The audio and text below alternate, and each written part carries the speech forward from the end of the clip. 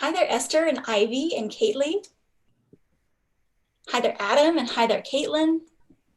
Hi there, Will. It's so good to see you all. It is so good to see those familiar names. It's almost like a familiar face. Um, Hi there, Hampton. Oh, you're back from Little Lab. Hi there.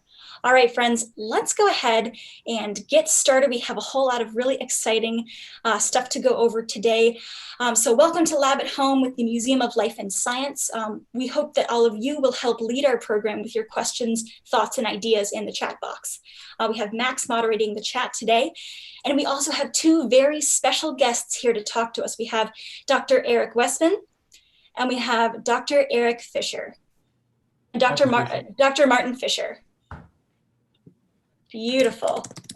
So we're really excited to have them on today. But before we talk to them, I wanted to talk to all of you. What are we talking about today in Lab at Home? You might even notice something a little bit different with me today. This isn't something that I usually broadcast with. What do you think? What do you notice?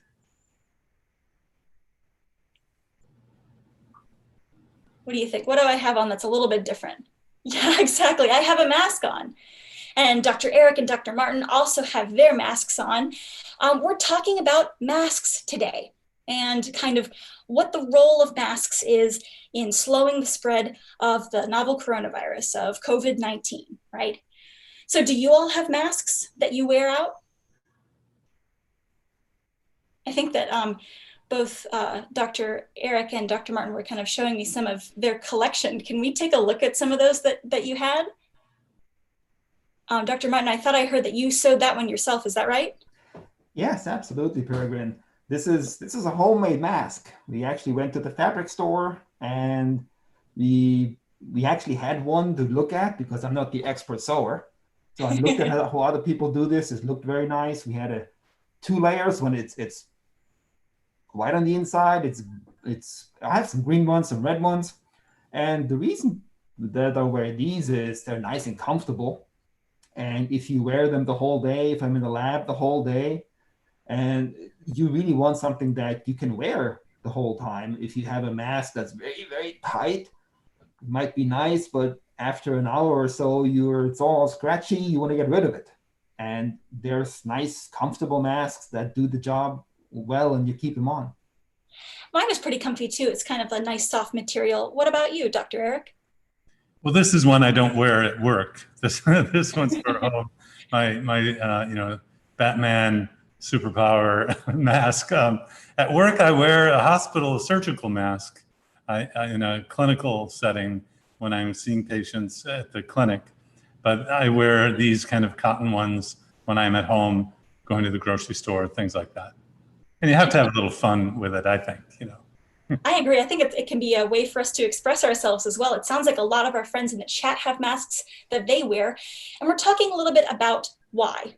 What do you think? What do you think, friends viewing at home? Why do we wear masks?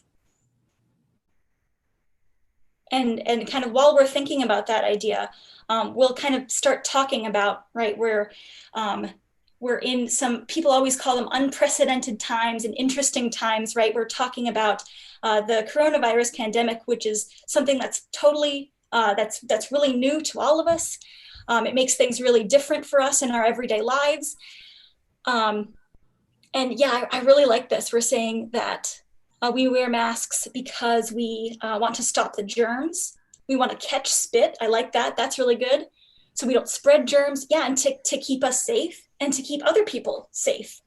So what does a mask do? I thought we could give that question to Dr. Eric. What is it about a mask or about spit? That was an interesting one that makes a mask so helpful to us. Yeah, and you might even ask, why is a doctor talking about masks and doing studies on it? Well, because of infection. The answers are great. So a lot of infections, like a cold and a flu, infections get spread by coughing and sneezing. And if you wear a mask, you'll reduce the spread of these kinds of diseases. I mean, it's kind of like just covering your face when you cough, which is, a polite thing to do anyway. It's making sure that because now there's something really contagious and really more serious, it's important to wear a mask when you have time when there is a virus like one going around. But I was interested in becoming a doctor for a lot of reasons. One is because I liked looking in microscopes and seeing things that I couldn't see with my eye. I liked telescopes and binoculars, and so what we're dealing with is something we can't see with our own eye. And it's interesting because a lot of people won't believe it because they don't see it with their own eyes. But so I partnered with a real scientist, Martin, Dr. Martin, and because I'm more as a medical doctor, I mean, we wash hands, we cover our mouths, things like that. We don't think about looking in the microscope anymore. We just learned that this is something you do. You scrub and you put a mask on when you go in and do an operation on someone, for example, so that we don't get infection to the person we're operating on. So really a mask does two things. Like you've said, it protects you, but it also protects other people from you. And so if you don't know that you're sick, you might make someone else sick without knowing it. Now, when I contacted Dr. Martin earlier this year, we heard a rumor that you could just talk and spread the disease. And we were kind of skeptical. We didn't really believe that because, I mean, you don't really see anything. So Dr. Martin set up an experiment where I was speaking in front of a box that had a laser through it, and I could see the particles coming out of my mouth. So when I was just breathing there was nothing in this box. But I started, we said, stay healthy, people, stay healthy, people. And the box started lighting up with all the particles from my mouth. Even though I couldn't see them with my eye, the laser allowed me, kind of like using a microscope, to see them. So I'm convinced now that, yes, we can spread an infectious disease by just talking to other people.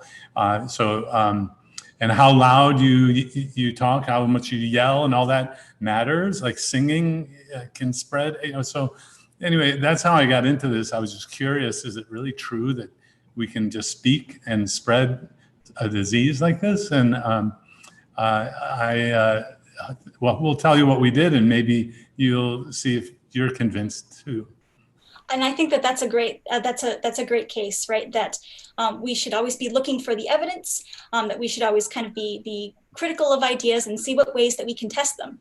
I should also, before we even go any further, right, we'll talk a little bit more about these kind of particles, these droplets, after I have my esteemed guests kind of introduce themselves and tell us a little bit about what they do, for sure.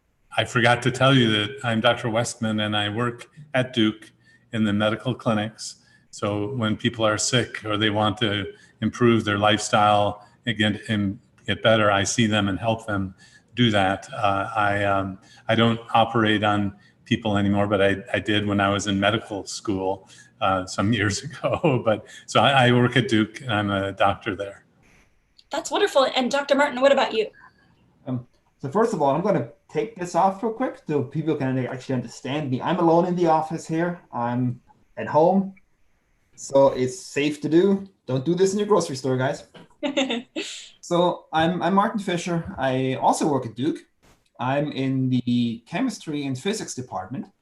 So I don't wear a white coat. So I'm not on the medical side. I'm the scientist. I'm the geek among us here. I like to tinker.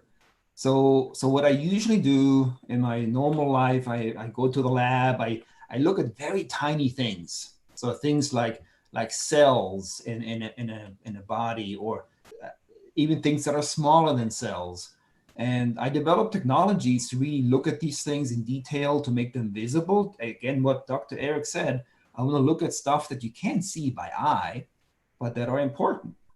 I also develop techniques that you can actually see underneath things. So for example, your skin, right? I mean, you can see the surface of the skin, but the surface isn't exactly where things happen. And you probably know that you shed your skin all the time. The skin comes off, right?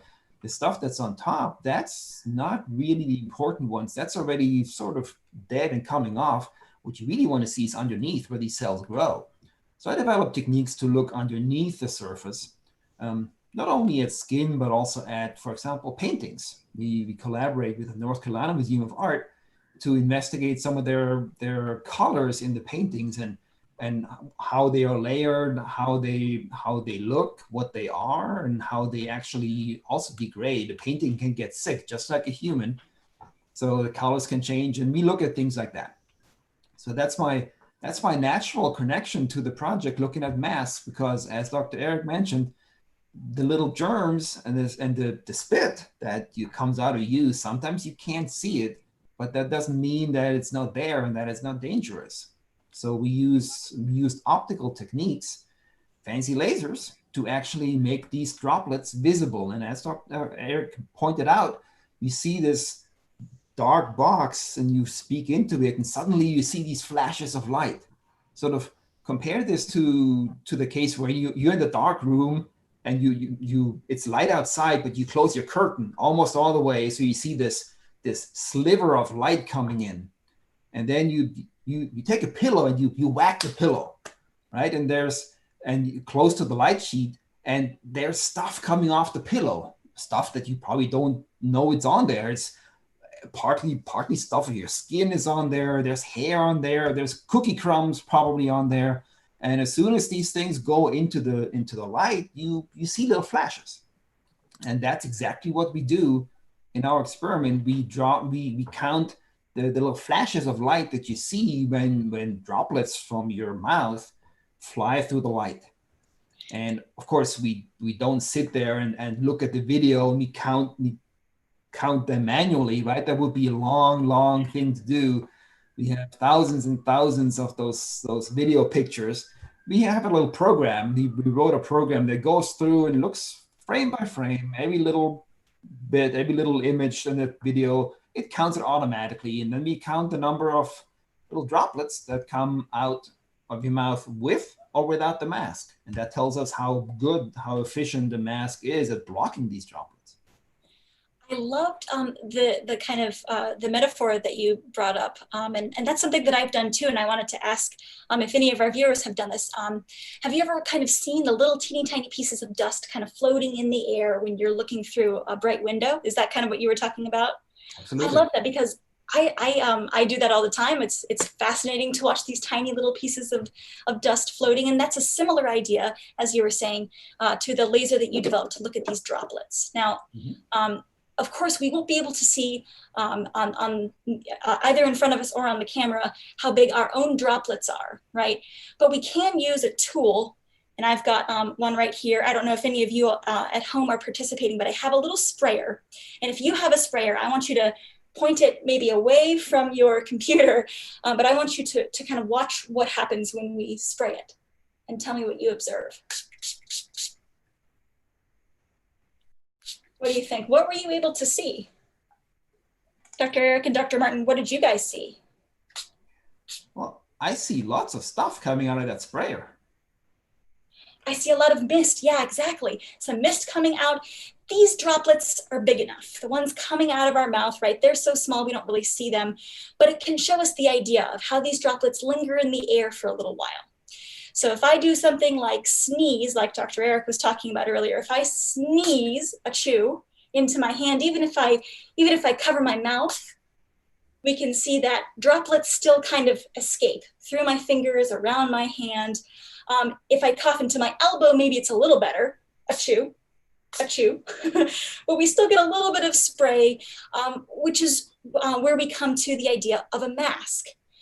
And this isn't a very rigorous test, but I have a mask here, and we can kind of see the idea that if I spray my mister at it, right, it comes off the top and the bottom, but it doesn't come through. You can see there's kind of a whole cone where it's kept in there. So I have another experiment that I wanted to do with you all that is similar to that, and maybe illustrates some of what the amazing technology that both Dr. Aaron and Dr. Martin have been using to visualize these droplets. But first I wanted to get to some of your questions for our scientists here. So we had a really good question from Heather, which is how far and how long did the molecules travel in the box, or the little pieces, the droplets. Did you measure them with and without the mask on? So we actually just measured how many droplets, how many particles come out of your mouth. We didn't study where they go, right? As long as they come out of your mouth and they come through the mask or around the mask, that's when we said, okay, we see them. We don't really follow them because we breathe we speak in a box, right? So eventually the particles will maybe stick to the sides, or maybe they get sort of blown out of the box. But it's a very, very important question, right? Because measuring what comes out of you, that's only the first step. The next step is, well, once they're out, where do they go? If you have a big spitooey particle, that particle might, a droplet, I mean, especially when you sneeze, that one might come out and drop to the floor, right? Well, it might not be so bad, right? People step on it, but no harm done. Now, if it's a really, really tiny particle, like the dust you see floating around in the air, right? Those particles, those little tiny droplets, they might actually stick around for quite a long time. They might hover. A little bit of air comes by and carries them away, maybe to your next door neighbor, right? That's not where you want it to be. And that if that neighbor doesn't happen to wear a mask, he might breathe those in, and then you might be in trouble, right? But we didn't check where the particles go. We just measure them once they come out. But it's a very, very good question, and it's a completely it's a very difficult question because it depends on so many things. Depends on whether you're inside, whether you're outside, whether it's windy, gusty, whether it rained, all these kind of things. They're very important questions. It sounds like the whole experiment comes from a little bit of both of your areas of expertise. Now, I was wondering, before we kind of do our version of your experiment, if you could tell us a little bit how you got started and how you started to work together on this project. Sure. In our area in Durham, we didn't have access to masks when when everything started back in April of 2020. So people started making their own masks, and volunteer armies got together. Audrey's army has made tens of thousands of masks now. So we were making them and handing them out to people who couldn't make them or get them on their own. And so we were given 4 or 5 different types, and we didn't know if they worked or not. So when you have someone making them on their own, there wasn't like a company that tested it, or it didn't go through any formal testing. So we wanted to come up with a way to be sure that the masks that we were giving away, most people making them at home with 2 or 3 layers of 2 layers of cotton usually. And so it was really a question of, is what we were doing really working or not? And that's why I contacted Dr. Martin, who came up with this idea rather quickly to figure out, well, maybe we can measure the particles, and that would be an indicator that the masks do work.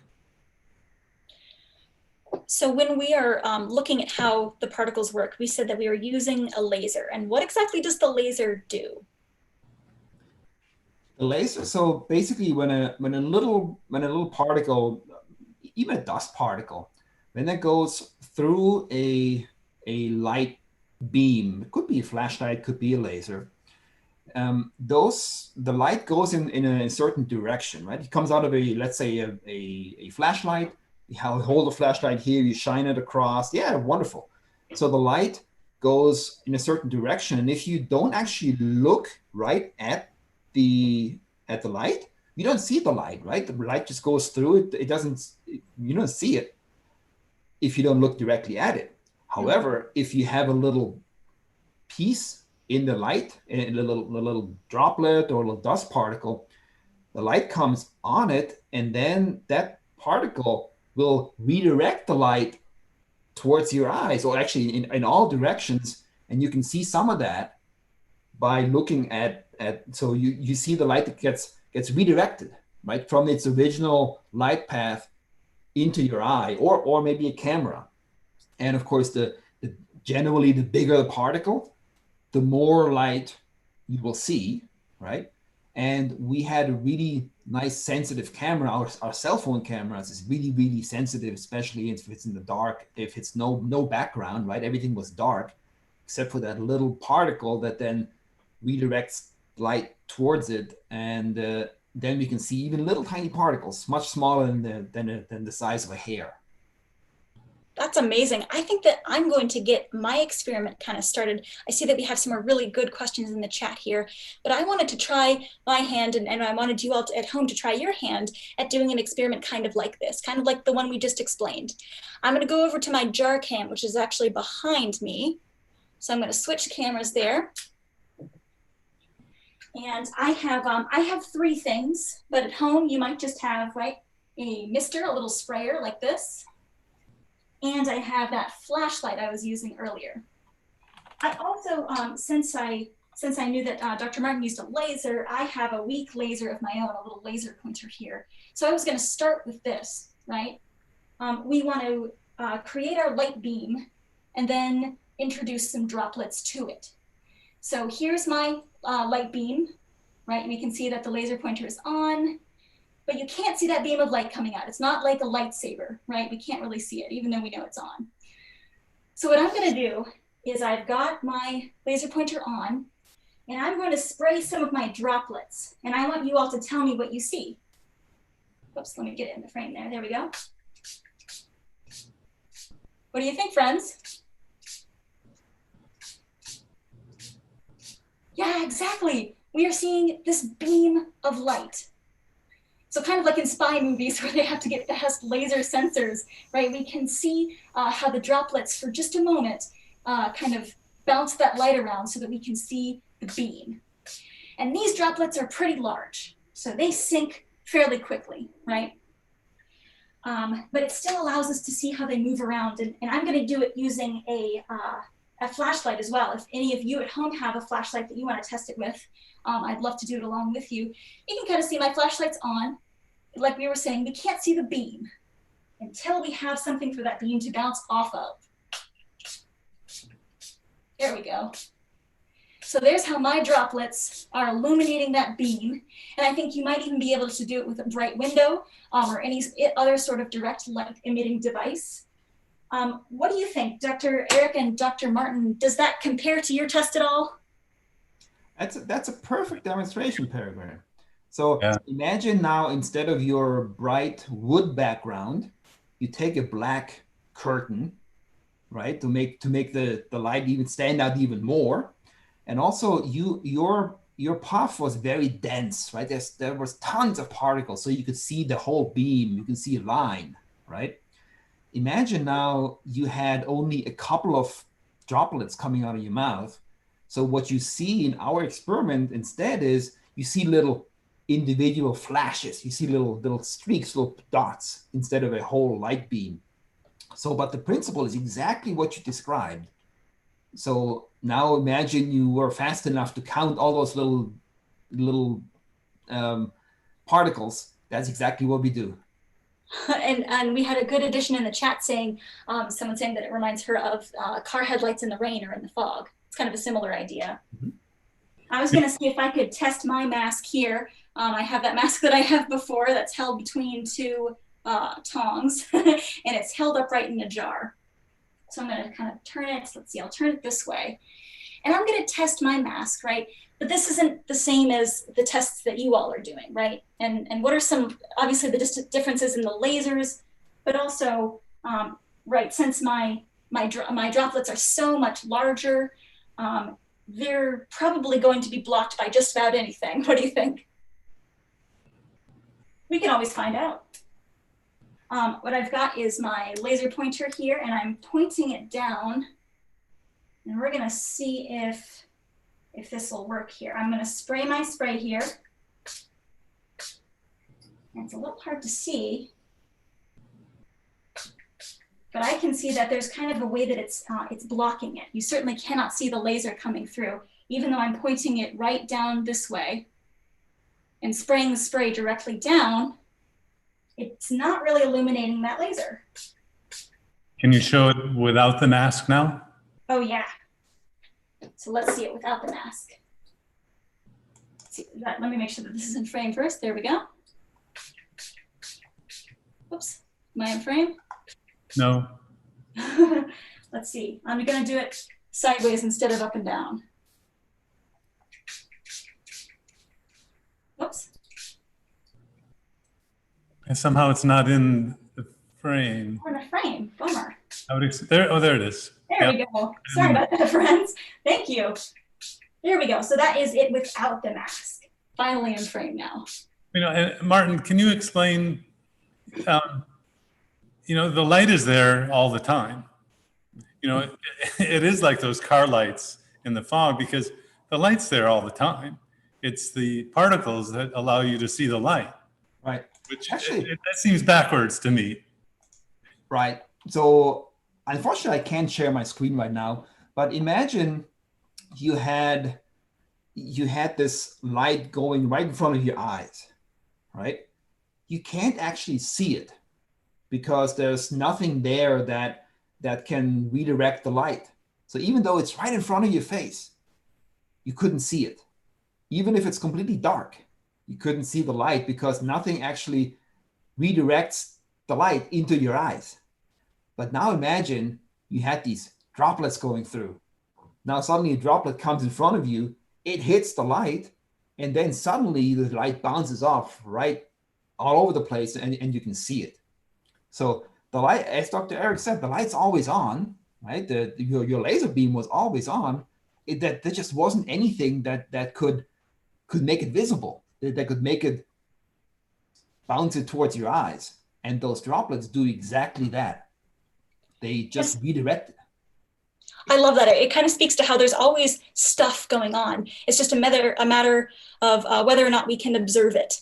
That helps us know what's happening. And it sounds like you all have figured out a way for us to observe what we were not able to before. Right. I just wanted to try and get to maybe one or two of our really amazing questions before the end here. About once you sneeze or talk, how long are the particles kind of floating in the air? Were you able to measure that over time? Or was it just kind of the number of particles? Right, so in our experiment, we didn't study that. This was a limitation of what we did. We just spoke into a box and all the particles just stopped there. Now, other people have looked at sneezes and coughs and they can go, 10, 15 feet, depending on how much of a cough it was. And so I think it's farther than that 6 foot thing. If someone's sick, you want to give them some distance. Of course, they probably don't have the COVID-19, but you want to be safe on the safe side. But our study limitation was we just used a box, so we couldn't comment on how far it went. Oh, the box was only so big. Okay, that makes sense. Yeah. And then we had just a quick question before we wrap about, should we sanitize our hands before we take off our mask after we go to the store?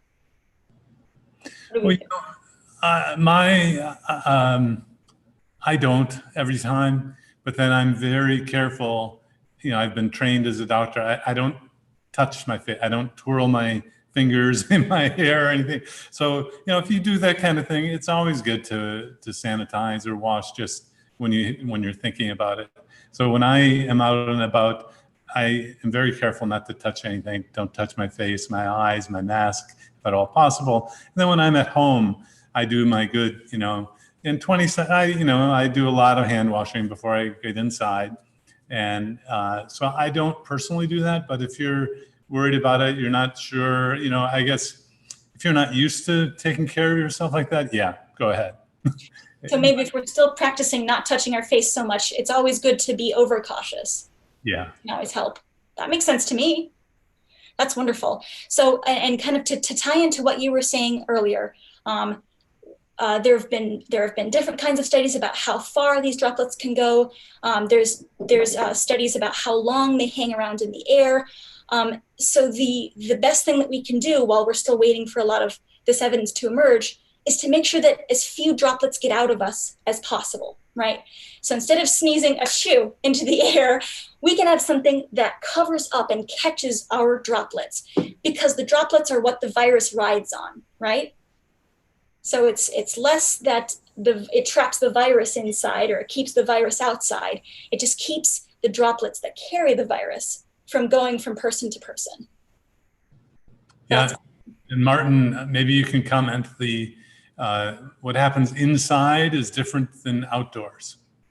So, and now that, real scientists are looking at all of the dynamics, even, it depends how the air is circulating, and what is your understanding about that, Dr. Martin? Right. There's so many things that come into this, right? Once the particles are out, where they go depends on how big these droplets are. As I said, the big ones, they might just go to the floor, they might stick to a wall. The little ones are sometimes the more dangerous ones, almost, because they have an easier time being carried away. And if you're out in the woods somewhere, you have fun, you're on the playground and nobody's around, well, even if they travel a little bit of a distance, it doesn't really matter, because there's nobody there who can take them up, right? If you're somewhere inside with people that you're usually not around, for example, if you're at a party, right, and nobody's wearing a mask, and you dance with somebody, or you're really up close, then of course you have a better chance of catching these loose particles. That are the particles that they're on the loose, right? They float around, and because you don't see them, you can't step out of the way, right? If it's something big and you can see them, you can sort of avoid it. But of course, because you don't see them, you can't tell where they are. That's a great addition, right? So yeah, exactly. We can't see them. We can't know exactly where they are. There's so many different variables, like how currents of air are moving in the room or outside. There's so much going on. Isn't it just better to be safe and wear a mask to keep your droplets in and to keep other people's droplets in and away from you? Absolutely. That's wonderful. I'm going to go ahead and also have my friend Max join us as well for our very end as we say goodbye here. Oh my goodness. Well, first of all, Peregrine, Dr. Eric and Dr. Martin, thank you so much for spending some time with us today. I also want to thank everybody who's joining our experiment and watching from home. And I want to thank you especially because this week's topic and the topics we're tackling next week and the week after are about COVID-19. They are about our pandemic. And there's a few things that I wanted to say about that. One of them is, I think it's really important that you decided to spend some time thinking and talking about this topic today, because one of the most important things going on in the world right now is a science topic. And so becoming more informed and learning all that you can about it is a really, really good and important thing for you to be doing right now. In just a moment, I want to give my friends, Dr. Eric and Dr. Martin, a chance to give their last thoughts about this. But I'll give one more about something that I have learned and thought a lot about today. First of all, as we talk about COVID-19, I want to reiterate and really stress that it is okay and it is understandable to feel confused and to feel stressed, and maybe even to feel scared and sad. This is all of our first pandemic. And it's really important that we all continue to learn together. And that's part of the spirit of what we're trying to do here in Lab at Home. One of the other things I wanted to touch on, especially about today, since we're talking about masks, is that I bet you, like me, don't love wearing masks. They are not the most comfortable fashion accessory. But it's really important to do the right thing and to do the thing that will not only protect you, but also your family and friends, even when it's a difficult thing to do. And so I can't say how much I think everybody who is wearing that mask, even while it is uncomfortable, is doing a really, really good and brave thing to protect the people around them. With that, I'd love for Dr. Martin and Dr. Eric to give their last thoughts. And Dr. Martin, earlier you said something that really took my breath away. So I'm going to pose this question to you again. What do you think the best mask is to wear? Well, the best mask to wear is the mask you wear, right? So there's lots of debate, lots of arguments of, well, which mask is better, which mask is worse. the worst mask out there is the one that you don't wear, right? A mask that's hanging off down here, that's a mask that doesn't work very well, right? The mask that's hanging off your ear, it's not going to do much when you sneeze either, right? So the fact that you guys actually are interested in this shows me that you care, that you do want a mask. I saw lots of those little answers when Peregrine asked you, who wears a mask? And I was so happy to see all of you guys say, yes, yes, yes, I do, I do. That's awesome. So wear a mask and wear it again. Mm-hmm. And what about yourself, Dr. Eric? Sure. Well, in the big picture, I became a doctor because I could use science. I really liked science, looking at microscope and telescopes and all sorts of things like Dr. Martin does every day. I don't do that every day now. I help people using that science. And there's a group of medicine and science called public health.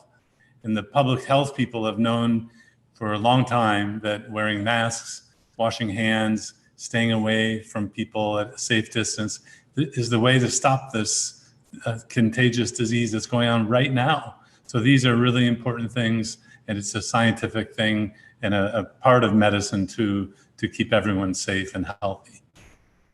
That is a fantastic message, and I appreciate so much both of you being here to talk to us. I know that you've been talking to a lot of different people, a lot of different places about a lot of different things, so I really appreciate you taking the time to do a program with the Museum of Life and Science and with all of our awesome viewers here today. It was my pleasure. And by the way, I want to thank the viewers, most likely the kids out there. The fact that you are doing this, the fact that you're watching tells me that you're really interested in science, and I want to thank your parents for allowing you to do this. This is what's important. We need to have interested kids to listen to guys and then to try some stuff out yourself. Exactly. We always encourage you trying stuff out yourself. And we're actually, this is going to be just our first program. The next two we are having on Lab at Home will be about some other measures that Dr. Eric mentioned. We talked about masks. We'll also have the next lab on hand washing, and then we'll have the one after that about social distancing, so we can learn about the ways that science has proven that we have the power to keep ourselves and other people safe. I see that we have so many other really, really interesting questions, and I think we're going to try and get those answered, potentially answered next time, or we might be able to address some of them in our post-lab email. But we've kept you, I think we've kept you after, so I want to respect Dr. Eric and Dr. Martin's time. Thank you all so much for being here, and I look forward to seeing you again, to seeing viewers again next week.